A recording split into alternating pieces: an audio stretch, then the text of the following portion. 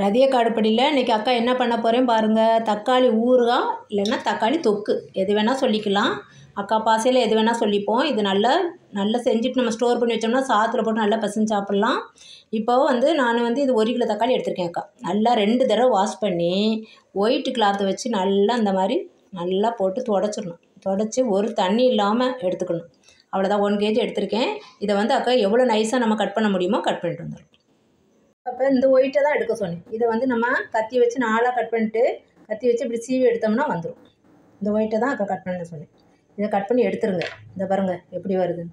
இந்த மாதிரி எடுத்துட்டிங்கன்னா நம்மளுக்கு வதங்குறது சீக்கிரம் வதங்கும். டேஸ்ட்டு வேறு மாதிரி இருக்கும் இது உள்ளே சேர்ந்துச்சுன்னா. அதனால் இதை மட்டும் கட் பண்ணி எடுத்துகிட்டு பொடியாக நம்ம கட் பண்ணிக்கலாம். இப்போ அவ்வளோதான் அக்கா. 1 கிலோவே நறுக்கிட்டு வந்துட்டேன். எந்த சைஸில் வேணாலும் நறுக்கலாம். கொஞ்சம் வதங்க லேட்டாகவும் பொடியாக கட் பண்ணிங்கன்னா சீக்கிரம் வதங்கிடும். அவ்வளோதான். இங்கே பாருங்கள், அந்த ஒயிட்டாக வரும்ல நடுவில், அதை எவ்வளோ எடுத்திருக்கேன் பாருங்கள். அது ரொம்ப கல் மாதிரி இருக்கும், அரையும் படாது. அதனால் அதை தனியாக எடுத்துட்டா நல்லது. இப்போ நம்ம இதுக்கு பொடி ரெடி பண்ணுவோம். இப்போ அக்கா அடுப்பில் ஒரு வடை சட்டியை காய வச்சுட்டேன். எதுலேயுமே ஈரம் இருக்கக்கூடாது. நல்லா தொடச்சிட்டு தான் வடை சட்டி அடுப்பில் வச்சுருக்கிறேன். இப்போ நம்ம அதில் 1 ஸ்பூனு வெந்தயம், இது பொடி செய்கிறதுக்கு. இப்போது ஒரு 3 ஸ்பூன் இருக்கும் கடுகு அக்கா எடுத்துருக்கிறேன். பெரிய ஸ்பூனுக்கு 3 ஸ்பூன் இருக்கும். இதை கொஞ்சம் ரொம்ப சவக்கலாம் விட வேணாம். கொஞ்சம் கடுகு பொடியணும், வெந்தயம் லைட்டாக சவக்கணும். அவ்வளோதான். இப்போ கடுகு பொடிகிற சவுண்டு கேட்குது பாருங்கள். அந்த அளவு வறுத்தா போதும்பா. அவ்வளோதான். கடுகு சவுண்டு கேட்குது பார்த்தீங்களா. இதை எடுத்து பிளேட்டுக்கு மாற்றிடுவோம். இப்போ அக்கா அதே வடை சட்டியில் கட்டி பெரியங்காயம் தான் யூஸ் பண்ண போகிறேன். அக்கா ஊறுகாய்க்கெலாம் அதான் யூஸ் பண்ணுவேன். இவ்வளோ தான் எடுத்துருக்கிறேன். இந்த அளவு அதில் போட்டு கொஞ்சம் மொறுமொறுப்பாக வறுத்துடலாம். கொஞ்சம் சிம்மிலே வச்சு வறுத்துட்டோம்னா மொறுமொறுன்னு வரும். இப்போ பெருங்காயம் இப்படி நிறம் மாறணுன்னு எடுத்துருங்க. ஆறினோன்னு பொறுன்னு வந்துடும். இது அப்படியே எல்லாத்தையும் ஆற வச்சிடலாம். இப்போ அதே வடை சட்டியில் அக்கா ஃபார்ச்சூன் ஆயில் தான் ஊற்றுறேன். ஒரு 2 குழிக்கரண்டி ஃபுல்லாக இருக்கும். பெரிய குழிக்கரண்டி 2 குழிக்கரண்டி ஃபுல்லாக ஊற்றிருக்கிறேன் அக்கா. இப்போ இந்த ஆயிலில் நம்ம அந்த கட் பண்ணி வச்சுருக்கிறோம்ல இந்த தக்காளியை போட்டுக்கலாம்.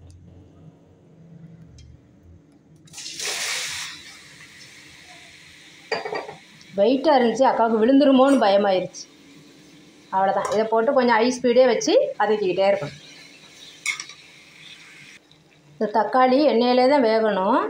அக்கா இந்த புளி இந்த அளவு போடுறேன். ஒரு எலுமிச்சம்பழம் அளவு, பெரிய எலுமிச்சம்பழம் அளவு புளி. இதை எதுக்கு இப்படி கிளறி பார்த்து இந்த நார் இந்த இடத்து எவ்வளோ தான் பியூராக பேக்கெட்டில் வாங்கினது நார் இருந்துச்சு. இந்த நார்லாம் இருக்கக்கூடாது, ஓடு இருக்கக்கூடாது. அந்த மாதிரி கொஞ்சம் பார்த்து எடுத்துக்கோங்க. அவ்வளோதான். அந்த புளி இந்த அளவு போட்டுக்கலாம். அப்புறம் சால்ட் மீடியம் சைஸு ஸ்பூனுக்கு 3 ஸ்பூன் ஃபுல்லாக எடுத்துருக்குறேன். கல் உப்பு இதையும் போட்டு நம்ம நல்லா வதக்கிக்கிட்டே இருக்கணும். கொஞ்சம் நல்லா வதங்கி கொடுக்கட்டும். ஹை ஸ்பீடு வச்சு தான் அக்கா வதக்கிக்கிட்டு இருக்கேன். இங்கே பாருங்கள், இன்னும் கொஞ்சம் வதங்கணும். நல்லா ஹை ஸ்பீடு வச்சு வதக்குனிங்கன்னா நம்மளுக்கு கொஞ்சம் சீக்கிரமாக வதங்கிடும்.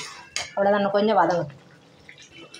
அவ்வளோதான், போதும். தலை நல்லா வதங்கிருச்சு. நம்ம இப்போ அடுப்பை ஆஃப் பண்ணிவிட்டு அப்படியே ஒரு பிளேட்டில் கொட்டி ஆற விட்டுருலாம். அவ்வளோதான். பிளேட்டுக்கு மாற்றியாச்சுப்பா. இது அப்படியே டைனிங் டேபிளில் ஃபேனில் கொஞ்சம் வச்சுட்டு வந்துடுறேன்.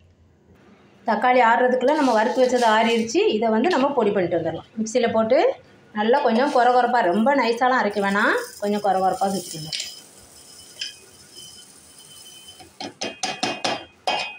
அவ்வளோதான். இதை சுற்றிட்டு வந்துடுறேன். அவ்வளோதான், பொடி பண்ணியாச்சு. இது ஒரு பிளேட்டில் எடுத்து வச்சுருவோம். அவ்வளோதான், ஆறிடுச்சு. அக்கா மிக்ஸி ஜாரில் சேர்த்துருக்கேன். இன்னும் ஒரு 2 ஷிஃப்ட்டு அரைக்க வரும்னு நினைக்கிறேன். இது மிடில் ஜாரில் தான் போட்டிருக்கேன். எவ்வளோ கொஞ்சம் ரொம்ப நைஸாக உங்களுக்கு வேணும் அப்படின்னா நைஸாக அரைங்க. அக்கா கொஞ்சம் கொரகொரப்பாக தான் அரைப்பேன். இப்போ நம்ம ஊறுகாய் தாளிக்கிறதுக்கு இப்போ அக்கா அதுக்கு நல்லெண்ணெய் தான் யூஸ் பண்ண போகிறேன். அதுக்கு ஒரு 2 குழிக்கரண்டி போல் நல்லெண்ணெய் ஊற்றிக்கலாம். எண்ணெய் காயட்டும். இப்போ எண்ணெய் காஞ்சிருச்சு. அக்கா 1 ஸ்பூன் ஃபுல்லாக தான் கடுகு வச்சுருக்கிறேன். ஏன்னா எங்களுக்கு ரொம்ப ஊறுகாயில் கடுகு போட்டால் பிடிக்காது. கடுகு பொடியட்டும். இப்போ கடுகு பொடிஞ்சிருச்சு. ஒரு கைப்பிடி அளவுக்கு பூண்டு, இது பெரிய பெரிய பல்லுனால 2-3 நாளாக கீத்துக்கு தான் போட்டு வச்சுருக்கிறேன். அதை போட்டுருவோம்.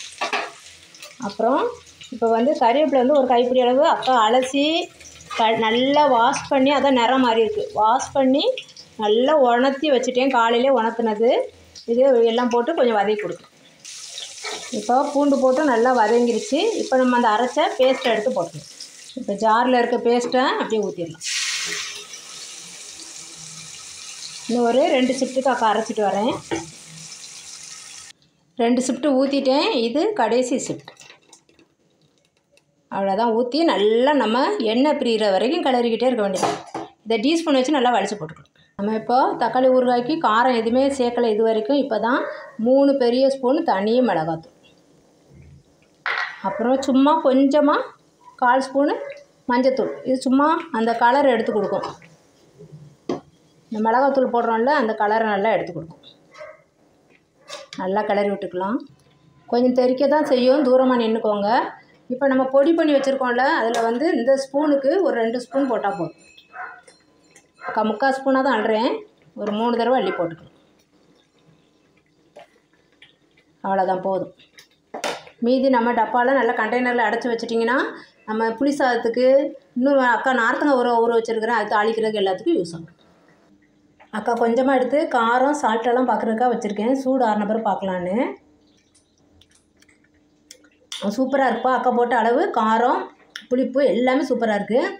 கொஞ்சம் உங்களுக்கு அந்த பெருங்காயம், வெந்தயம் எல்லாம் தூள் பண்ணோம்ல, எங்களுக்கு வந்து அந்த வெந்தய வாசனை வந்து என் ஹஸ்பண்டுக்கு ரொம்ப பிடிக்காது. அதனால் எங்கள் வீட்டில் கொஞ்சம் அந்த பொடியை குறைச்சிருக்கேன். வெந்தயம், கடுகு நீங்கள் இன்னொரு ஸ்பூன் போட்டுக்கோங்க. அந்த வாசனை ரொம்ப பிடிக்கும் அப்படின்னா இன்னொரு ஸ்பூன் போட்டுக்கோங்க. அவ்வளோதான், எல்லாமே கரெக்டாக இருக்குது. இன்னும் கொஞ்சம் அப்படி எண்ணெய்லாம் பிரிஞ்சு வரட்டும். தொக்கு மாதிரி ரைஸில் போட்டு பெரட்டி சாப்பிட்ணும் அப்படின்னா இந்த ஸ்டேஜில் இறக்கிக்கோங்க. ஆனால் அக்கா ஊறுகாய் மாதிரி ஓரமாக வச்சுட்டு நம்ம சப்பாத்தி, தோசை, இட்லி எல்லாத்துக்கும் சாப்பிட்லாம். அதனால் இன்னும் கொஞ்சம் நான் அக்காவுக்கு அது மாதிரி கெட்டியாக்கி ஊறுகாய் மாதிரி யூஸ் பண்ண போகிறேன். நீங்கள் தொக்கு மாதிரி யூஸ் பண்ணணுன்னா இந்த ஸ்டேஜில் இறக்கி வச்சுட்டா நம்ம ரைஸில் போட்டு கிளறதுக்கு நல்லாயிருக்கும். இந்த எண்ணெய்லாம் நல்லா பிரிஞ்சு வருது பாருங்கள். அவ்வளோதான், ரதியக்கா ஸ்டைலில் தக்காளி ஊறுகாய் ரெடி. எல்லா எண்ணெயும் பிரிஞ்சு வெளியே வந்துருச்சு பாருங்கப்பா. இது அப்படியே ஒரு கண்ணாடி பாட்டிலில் போட்டு வச்சிங்கன்னா பார்க்கவே அவ்வளோ அழகாக இருக்குது. சாப்பிட்டா எவ்வளோ ருசியாக இருக்குன்னு யோசிச்சு பாருங்கோ. செஞ்சு பாருங்கள். செஞ்சு பார்த்துட்டு அக்கா கமெண்ட்டில் சொல்லுங்கள் எப்படி இருந்துன்னு சொல்லி. ரதியக்கா அடுப்படிக்கு சப்ஸ்கிரைப் பண்ணுங்கள், லைக் பண்ணுங்கள், ஷேர் பண்ணுங்கள். ஆயில் ஃபுல்லாக வெளியே வந்துருச்சுமா. ரொம்ப ரொம்ப ரொம்ப டேஸ்டியாக இருக்கும். ரொம்ப மலிவு இப்போ தக்காளி. வாங்கி போய் செஞ்சு பார்த்துருங்கப்பா. தேங்க்யூ.